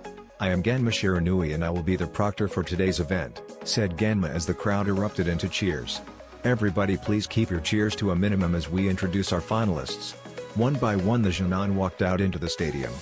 "From Sunagakuer, Temari, Kankuro, and Gaara," said Genma as each Junon came out after one another when their name was called. "Hailing from Konohagakuer, Shino Aburame." The cheers got a little louder as Konoha was being introduced. Shikamaru Nara. Neji Hyuga. The crowd erupted as the Hyugas were a prevalent clan in Konoha. Sasuke Uchiha. The crowd went even wilder as their golden boy was introduced. "Naruto Senju," said Genma as it seemed the crowd somehow got louder. Naruto looked astounded at the cheers. His eyes pondered to the Hokage as Hiruzen gave a smile. It seemed Hiruzen had gotten word around town about Naruto. And indeed he did. Konoha had been informed about Wave, who made Konoha their main trading partners, definitely boosting their economy. The claim of Naruto being the hero of Wave was prevalent as to why Konoha received such a trade partner, and the populace now knew. They were definitely grateful for that.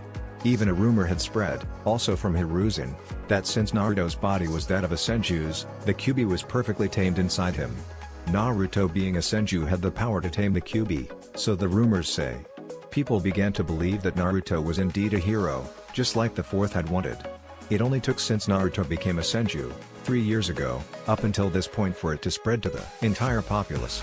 Naruto never noticed the shift in people's views as he was focused on training and missions with Team 7. He was so happy, and Naruto made a mental note to thank Hiruzen later. All he ever wanted was the villagers' admiration, and this was exactly how his dreams started. "Get ready, kid, you and the Hyuga are up first," said Genma silently to Naruto. Genma then spoke up loud to address the crowd. The first match of this Chunin exams finals is between Naruto Senju and Neji Hyuga. Will these fighters stay here while the rest wait in the finalists box? Listening to instructions. Only Naruto, Neji, and Genma remained on the field as the rest of the group moved to the finalist box. "Are both fighters ready?" said Genma as both nodded. First match of the Chunin exams, Hajime. Genma, the proctor of the third exam, called the match to start, but Naruto and Neji never moved. Neither Junon even entered a fighting stance as the crowd looked on confused at the proceedings. "Senju-san. It seems you picked correct in that we would face each other," said Neji with a stoic demeanor. Naruto looked at Neji as he cracked his knuckles. "I'm about to whoop your ass something serious, and while I'm doing it, remember that it's for Hinata-chan," said Naruto as he finally shifted into a stance. Neji twitched slightly at Naruto's words. He knew that Naruto was incredibly strong, but in his mind, he still believed he could defeat him. With his Juken Gentle Fist, he could seal up Naruto's Denketsu's chakra points, and coast to an easy win. Neji settled into the opening stance of the famed Juken as he activated his Byakugan All-Seeing White Eye. Naruto placed his hands in the Ram Seal as he channeled some chakra. Iwa Bunshin no Jutsu, Rock Clone Technique, thought Naruto as around him, 8 Narutos appeared growing from the earth. Neji smirked. You do realize that I can tell which one is you. Those clones are meaningless when your chakra isn't distributed evenly, said Neji as he saw Naruto laugh. Just because you know which one is me, doesn't mean it'll make getting past them any easier, said Naruto as his 8 clones charged at Neji. 4 of his clones arrived first as they attacked Neji all at once. 2 struck from behind as 2 attacked from the front.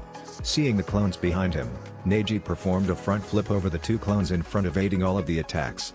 2 clones were on Neji as he landed. They appeared flanking him on both sides, but he easily spun and slapped away their attempts to punch him. Once he finished spinning, another Naruto appeared and lashed out with an uppercut. Neji flew back into the air as he appeared to be struck by Naruto. However, it was actually evaded by Neji at the last second with only inches to spare. Neji, having enough of dodging, decided to rid himself of the clones. So when another 4 Narutos surrounded him, he gracefully leapt into the air and performed a spinning heel kick.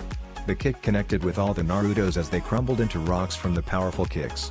As soon as those 4 clones were destroyed, 2 more Narutos came rushing at Neji. Neji skillfully slapped away their attacks and destroyed them with a double palm strike.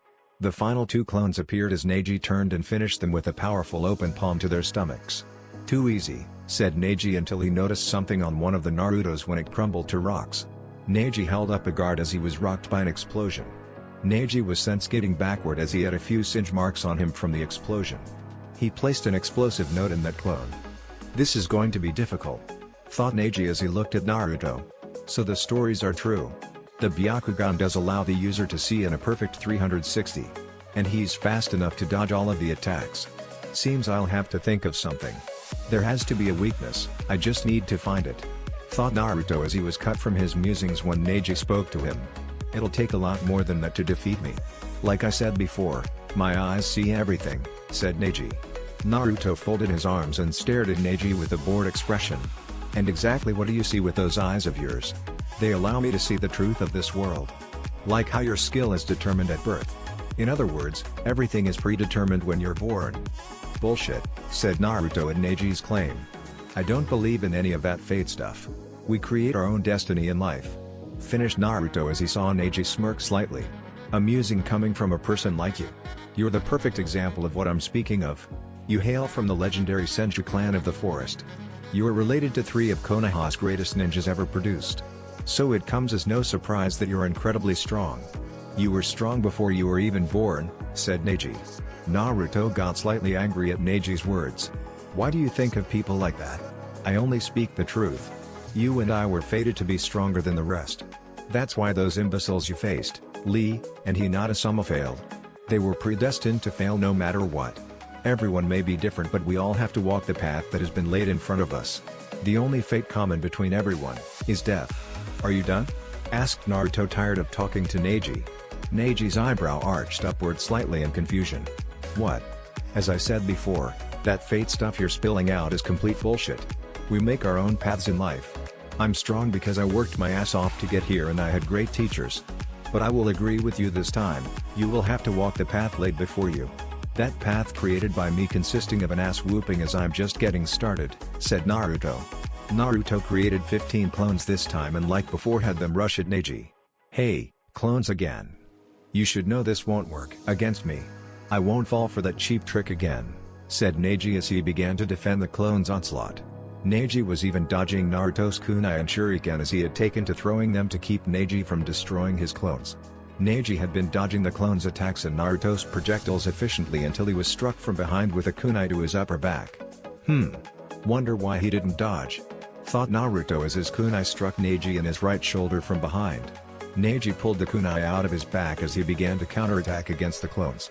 Hakiraku Juion Sho, 8 trigrams 64 palms, said Neji as he sped through attacks to get rid of the clones. With the blistering speed of his attacks, eventually Neji finished the clones. Neji then looked at the real Naruto standing a few feet away with a thoughtful expression. He hit me. Right in my blind spot. Though it could be seen as me not dodging in time, so I have nothing to worry about as long as he doesn't figure it out. Thought Neji as he was beginning to get nervous. What if Naruto figured out his weakness? Finalist box. I thought the Byakugan allowed the user to see everything in a 360? How did Naruto hit him with that kunai? Asked Sasuke with his Sharingan activated. Sasuke knew Neji was fast enough to dodge it, so what was going on? Is there a blind spot to the Byakugan? Standing beside Sasuke, Shino and Shikamaru were thinking the same thing. In the audience, he hit Neji? Thought Tenten shocked. But how?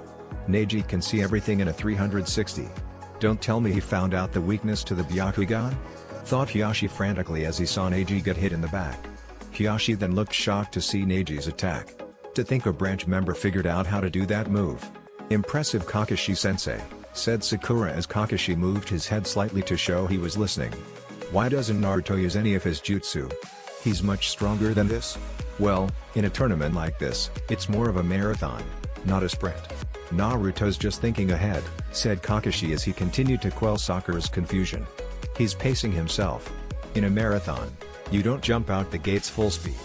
You pace yourself and save your energy. Naruto would still have another match, maybe two if he continues to win. He doesn't want to go all out in this fight, if possible, as it could lead to a loss later. Sakura nodded as she understood completely. I think Naruto's using his clones differently than that, said Asuma as everyone looked quizzical besides Kakashi and Guy. Kurenai figured out what he meant and explained. He's testing Neji while observing him from a distance. He's trying to find a weakness and that kunai that finally landed may have given him a clue. Everyone looked back at the fight as Neji had finished the clones. Kid's pretty good. He'll have my vote. Thought Asuma thinking about Naruto. Back to the fight, Neji, not wanting Naruto to create more clones, rushed at Naruto with impressive speed. Neji attacked Naruto with a fast open palm to the stomach. Naruto looked shocked to see Neji move so quickly and couldn't evade fast enough. He was struck hard in the gut by Neji as he felt the air leave him. Neji was surprised to see his attack hit so easily, but wasn't disappointed when Naruto converted to mud shortly afterwards, signaling a replacement. Neji began to scan the area as he saw Naruto and Pierce standing on the stadium wall. Neji then looked shocked as the mud from Naruto's replacement morphed into a huge dragon head. He won't have enough time to dodge. This will hit him hard. Thought Naruto. Naruto had performed a Sunshine to appear on the stadium wall as he held the dragon seal. Doten, Doryudan, Earth style, Earth Dragon Bullet, said Naruto as the dragon head fired massive mud balls at Neji. Not enough time to get out of the way. Looks like I'll have to use that technique. Thought Neji as he began to spin around at high speeds. Kaiden, rotation. Came the shout of Neji. Neji released a huge amount of chakra while spinning. Neji's spinning dome deflected the mud balls with ease as everyone looked shocked. In the audience, Father, that was started Hiyashi's youngest daughter Hanabi before she was cut off. Yes, that was one of the main branch's moves, said Hiyashi as he thought, to think he'd figured both of those moves out by just watching them. Must make him a genius like none other. The boy is truly blessed with more ability than any other in the clan. Whoa, he just shrugged off Naruto's jutsu like it was nothing, said Sakura as she heard Tenten scoff. Of course he did. That move is Neji's perfect defense. Nothing gets past it. It'll be the reason Neji wins this fight, why he wins every fight, said Tenten confident in her teammate's ability. Perfect defense? How's Naruto going to get past that? Said Sakura as the other rookie Jinan thought the same. Naruto v Neji. Neji stopped spinning once he noticed Naruto's jutsu end. He looked toward Naruto with a smirk. That was the most powerful defense. It is an absolute defense created by the Hyuga clan, even better than Gar's sand, it cannot be beaten. You should just give up now, said Neji. Naruto narrowed his eyes until he finally looked like he figured something out. You have a blind spot, said Naruto as all the Hyugas in the stadium looked shocked. Did he figure it out? Thought Neji in a panic. Naruto smirked slightly as he said, from your expression, it must mean I'm correct in my judgment. That means, this will hurt. Neji was panicking, scanning his surroundings for an attack. After a few moments, Neji saw Naruto appear behind him with his hands clasped together. Suiden no Jutsu, water style, water bullet technique. Thought Naruto as he fired off a huge water ball at Neji. Useless. said Neji as he performed another kaiden. Upon stopping, Neji noticed Naruto was nowhere to be found. Neji immediately began to focus on his blind spot trying to find Naruto. So engrossed with his blind spot, Neji didn't notice the ground beneath him crack slightly. Naruto came flying out of the ground with an uppercut. Neji felt the full impact of Naruto's punch to his chin as it lifted him off the ground. Neji's feet slightly got off the ground before his upward progress was halted by a sharp kick to his stomach. Neji was sent back as he landed on his back and slid a few more feet. As Neji was on his back, he looked up to see another water ball crashing down on top of him. I got tricked. I can barely move. I've only been hit 3 times. Are his attacks that strong? Thought Neji as he laid on the ground in pain and soaked from Naruto's jutsu. Naruto dusted himself off as he walked over to Neji. Neji was struggling to move as he said, "You were tricking me into believing that you had found a blind spot. Knowing that would make me scan my surroundings instead of focusing on the ground." "Bingo," said Naruto before he whispered, "I also know that you have that blind spot in the upper right portion of your back. The kunai that landed earlier only confirms it," finished Naruto as he prepared to finish off Neji. "I was planning to thoroughly beat you to within an inch of your life, but Hinata-chan asked me not to. So I have to ask, what's going on with your family? It's clearly got you to think about this fate stuff so hard. And I'm guessing it has to do with past events involving you and Hinata?" asked Naruto as he looked at Neji's down position. "You're correct in your judgment, Senju-san," started Neji weakly as he was still in pain from Naruto's attacks. "In our family, we are separated into 2 groups. The main family and the branch family. Those in the branch family are meant to serve the main family with their lives. We are even branded to forever bear the mark of a servant. We are given a seal to ensure our servitude to the main family. You wouldn't know what it's like to have a seal define you." Naruto was shocked to see Neji stand up immediately. "You made a mistake. You're in my field of divination," said Neji as he took off towards Naruto. "2 palms, said Neji as he lashed out with 2 strikes. "Shit," thought Naruto as he evaded both strikes. 4 palms. Neji lashed out with 4 strikes even faster than the last 2. Naruto still dodged all the strikes as Neji continued. 8 palms. Naruto finally was struck in the shoulder by one of Neji's hits. 16 palms. Neji hit Naruto 4 times as his pace continued to pick up. 32 palms, 64 palms. Naruto was struck 14 more times. Naruto even got the finishing double palm to the stomach as he was sent to the ground. "Seems that I have prevailed. Not even the legendary Senju clan can defeat the Hyuga. Proctor, call the match." "He won't be getting up," said Neji until he saw Naruto picking himself up. Naruto was covered in an orange aura of chakra as he stood up. "Well, that hurt," said Naruto as he looked completely unfazed by Neji's strikes. "Where is this chakra coming from?" thought Neji as he could have sworn he saw it swirl into a fox. Finalist box, that's by Jui Chakra? Is he a Jinchuriki? Thought Tamari. Kankuro and Gaara were thinking the same. They knew the feeling of chakra from a Jinchuriki as Gaara was one as well. Shino and Shikamaru were trying to find out why Naruto's chakra was like that. Shino had sent a few bugs to figure out, but they died upon sucking up the chakra. What was going on with Naruto? Sasuke was the most shocked. "Naruto, what the hell are you?" thought Sasuke as he looked at Naruto's chakra with his Sharingan. "How powerful are you?" In the audience, "He's really in control of that power?" asked a random Chunin. "Let's hope so, but I mean it looks like the rumor was true. He seems in control," said another ninja as he watched Naruto. "Naruto? What is that? You never showed that before," thought Sakura about her teammate. "Naruto-kun," thought Hinata as she coughed slightly. She was still injured from her fight with Neji. "Holy hell. I can feel the alpha flying off of Naruto. What the hell is he?" thought Kiba as he felt Naruto's dominating presence. It just commanded obedience. How strong was he really? "Naruto v Neji, you shouldn't have let your guard down, Naruto. You'd have been finished had I not been here," said Kurama as he funneled chakra into Naruto's system to open his chakra points back up. "Thanks, Kurama. I owe you one. Though I might have been able to force it open with my chakra alone. Then again, it could have been made me lose a lot of chakra to try it with my own. Regardless, I was careless and now I've shown off your chakra, now I have to answer everyone's questions." "Troublesome," said Naruto back to Kurama in his head. "What is that chakra?" came the slightly scared voice of the normally stoic Neji. "Looks like I got careless," said Naruto as he still had that orange aura surrounding him. "You shut down my chakra for a second. Had it not been for me being a Jinchuriki, this fight would have been over. The stadium was silent at Naruto's announcement. Most of the stadium already knew about Naruto's status as their Jinchuriki. Naruto's friends were confused, they had never heard of the word Jinchuriki before. Jinchuriki? Asked Neji. Jinchuriki, the power of human sacrifice.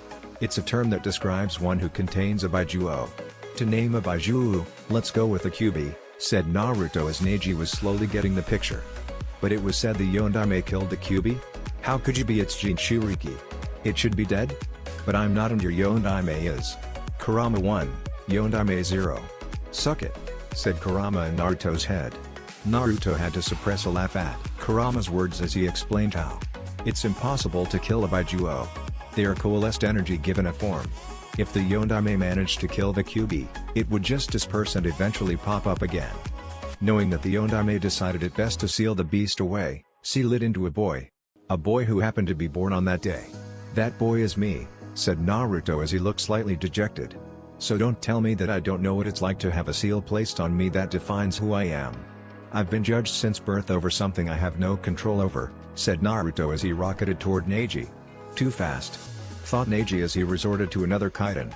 Naruto stopped before reaching the spinning dome as he smirked slightly. Naruto placed his hands in the bore, then Tiger Hand Seal.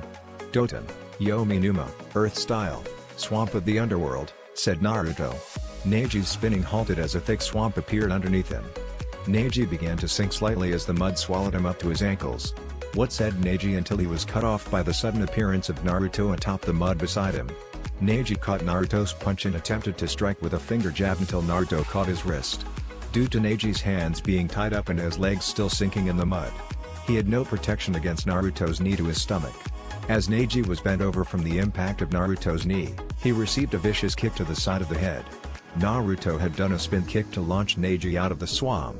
His attacks have gotten stronger, thought Neji as he was laying on the ground in pain from Naruto's Kyuubi-enhanced blows. Naruto let his Orangeaura fade as he said, "This fight is over. I can withstand your Juken strikes since I can just reopen my chakra points. And I can keep you from activating your absolute defense. Just give up before you get hurt more." Neji struggled to get up as he refused to give up. "This fight isn't over," said Neji as he stumbled toward Naruto. Naruto shook his hand as he easily dodged Neji's attack. "You should know when to give up. You're fighting despite being totally outclassed and already injured. If this was a real fight, it would cost you dearly. These exams are about proving your Chunin material," said Naruto as he decked Neji with an elbow to the face. Neji was on the ground, laying on his back in pain, as Naruto continued. "By continuing to fight, it just shows you aren't ready for prime time." When Naruto finished speaking, he smashed a fist into Neji's gut. The ground around Neji cracked slightly as a small amount of blood flew from his mouth. Neji couldn't move a muscle as the pain was too much for him. Genma, having seen enough, decided to call the fight. "Shuza, Naruto Senju." Naruto looked up to the crowd as he waved to their cheers. "I should have known you were fated to win. You're a Senju after all," said Neji weakly. Naruto looked toward Neji with red, slitted eyes. "I'm sick of this fate stuff. I'm not great because I'm only blessed with natural talent. I've worked hard to get where I've gotten. And honestly, I'd rather be in the same class as Lee, cause he's not a coward. He doesn't give in to his fate. Just because he can only use taijutsu, doesn't mean he gave in to his fate of never being a great ninja. You, however, are a great ninja. Blessed with incredible talent, yet you don't let yourself fly due to your weak-ass views of the world." Finished Naruto as his eyes turned back to violet. Naruto went running out of the stadium, blowing kisses to the crowd. The medics arrived to take Neji away as Genma spoke to him for the first time. When captured birds grow wiser, they try to open their cage with their beaks. They don't give up because they want to fly again, said Genma as Neji was taken away. Cagebox, the Kazekage sat next to the Hokage as they watched the fight. "Seems like you have two promising Shinan there, Hiruzen Bono. Especially that Senju boy, quite powerful even without using his Baiju's chakra," said the Kazekage as Hiruzen smiled. "Indeed Naruto-kun is. I believe he definitely showed skills worthy of a Chunin.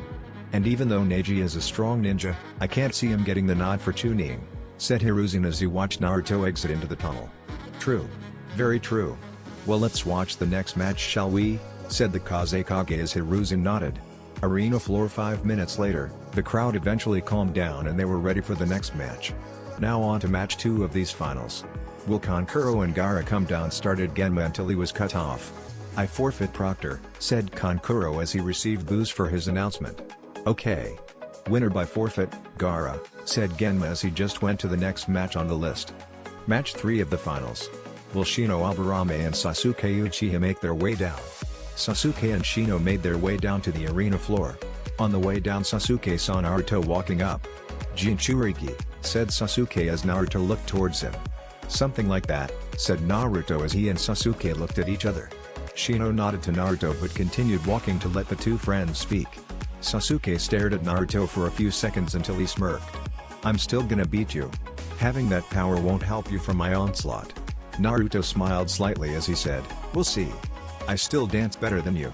HN, said Sasuke as he fist bumped Naruto, smiling as well. Nice of you to hide your hand seals by having your back to me.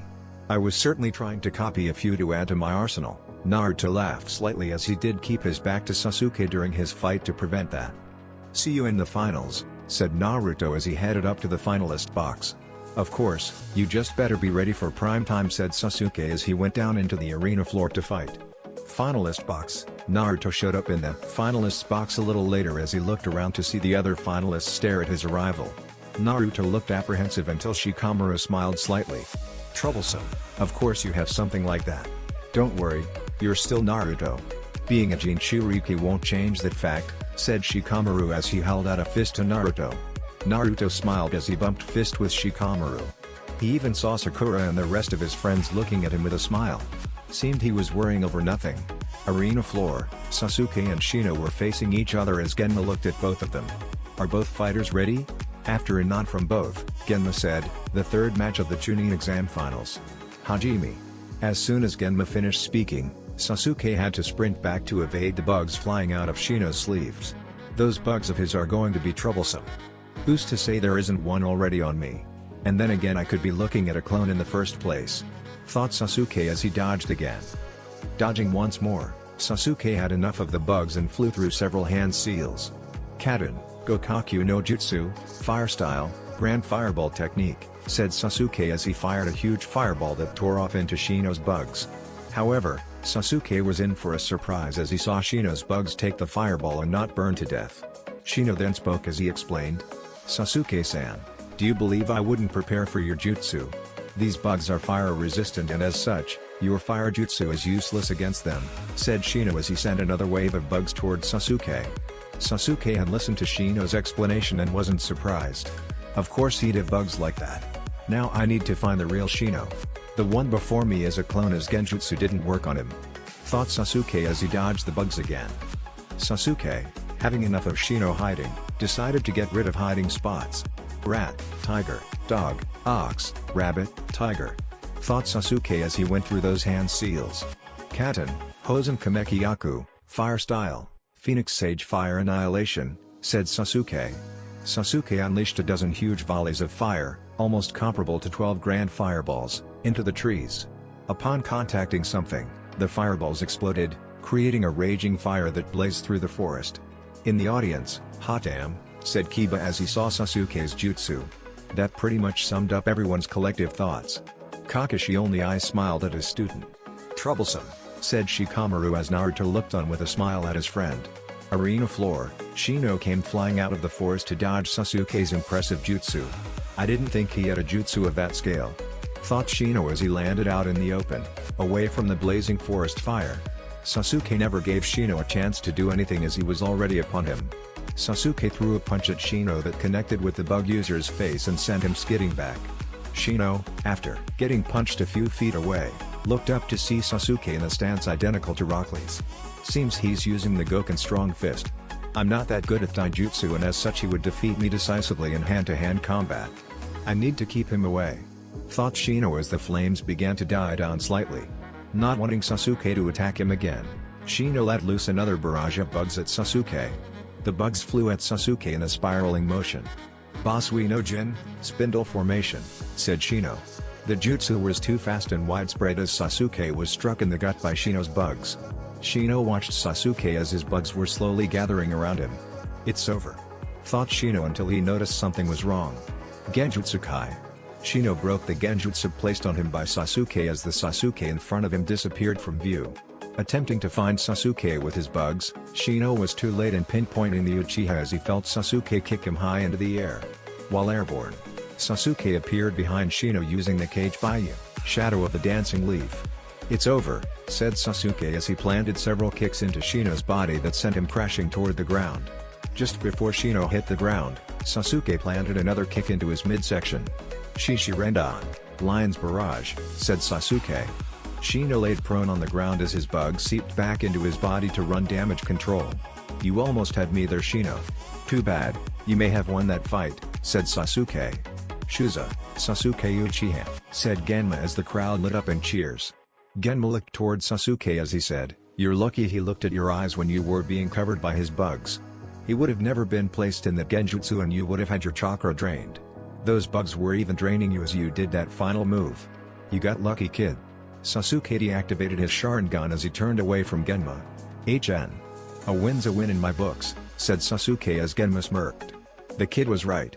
Cagebox, Konoha seems to produce great ninjas. Both of those kids were splendid. The bug boy had a great plan and was well prepared for his opponent. He'll likely be promoted. "And that Uchiha boy, what a splendid display of all three facets of a shinobi," said the Kazekage. Hiruzen looked on proudly at his two ninjas. "Perhaps you're right, Kazekage Dono. Seems it's true that the younger generation always surpasses the previous generation." Arena floor 5 minutes later, after the crowd settled down and the fire was fully put out, Genma announced the next match. Match 4 of the finals. "Will Shikamaru, Nara and Temari make their way down?" said Genma as Temari made her way to the arena floor. Shikamaru tried to stay but Naruto pushed him over the railing so he'd get down there. After a few moments, Sasuke came into the finalist box as he smirked at Naruto. "Seems you did improve over the month break. Finally got that jutsu down, I see," said Naruto upon seeing Sasuke. "There's more where that came from. Just you wait. I'm more than prepared to face you. Even with your orange chakra," said Sasuke confidently as they watched the next match unfold. The match was pretty boring. Temari just kept swinging her fan at Shikamaru who kept hiding, only firing his shadow at Temari at random intervals. The fight didn't get interesting until the very end as Shikamaru pulled out an elaborate plan to capture Temari. "Arena floor, are you ever going to stop hiding?" said Temari as she swung her fan once more. Shikamaru braced himself for the winds as he decided it was time. Shikamaru placed his hands in the rat hand seal as a shadow extended from the darkened area of the stadium, untouched by the sun. Temari jumped back to get out of the way of the shadow as it approached, growing farther due to the sun moving down slightly. Eventually, it stopped and she stopped backflipping. "Is that how far you can go now?" said Temari until she noticed another shadow appear at the end of Shikamaru's extended shadow. Temari looked up to see a parachuted shirt attached to a kunai. That shirt gave Shikamaru more shadow to use for his jutsu. "Shit," thought Temari as she backpedaled a little more. Luckily the shadow stopped moving again as she smirked once again. "Looks like that's as far as you can go, little boy." "My turn," said Temari until a flash bomb dropped behind her. Boom, the flash bomb went off and Temari found out she couldn't move. "Kage Mei no Jutsu, Shadow Possession Technique, success," said Shikamaru as Temari looked shocked. Seeing Temari's face, Shikamaru decided to explain. "Before I even extended my shadow the first time, I tossed up both my shirt and that flash bomb in the air. From that point, my calculations proved correct as you went exactly where I wanted you to go. All those other moves before were just to set you up for checkmate. The flash bomb made a huge shadow of you and from there it was simple getting my jutsu to grab you. And now," said Shikamaru as he raised his hand, making Temari raise hers. "He planned all of this out, what the hell is he?" thought Temari frantic as she closed her eyes in anticipation.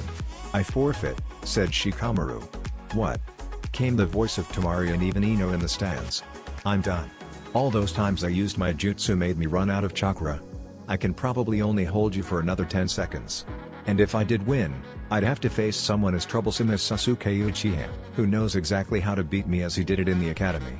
There'd be no point in me continuing in this tournament. I'm done," finished Shikamaru as his shadow to dissipate after 10 seconds. Genma chuckled slightly. "Nara clan members, oh well. Shuza, Temari," said Genma as the crowd booed Shikamaru for his forfeit when he had won basically. In the audience, HN. Lazy ass, said Sasuke as Naruto chuckled. True that. But he did display enough to be a chunin. That's what we're here for anyway. Shikage could care less about winning the tourney, said Naruto as he watched Shikamaru walk back up. True, but he basically said he was scared of me. Seems I already have people fearing the name, Sasuke Uchiha, said Sasuke smugly. Right, anywho, time for me to face Gaara. Don't let your jaw hang down too low when you see me defeat him, said Naruto as he vanished in a sunshine. Cage box, seems you might have 4 new Chunins Hokage dono. Impressive even though that boy quit, said the Kazekage. How right you are. Those 4 have shown the aptitude to become Chunins of the Leaf. I'm proud of them.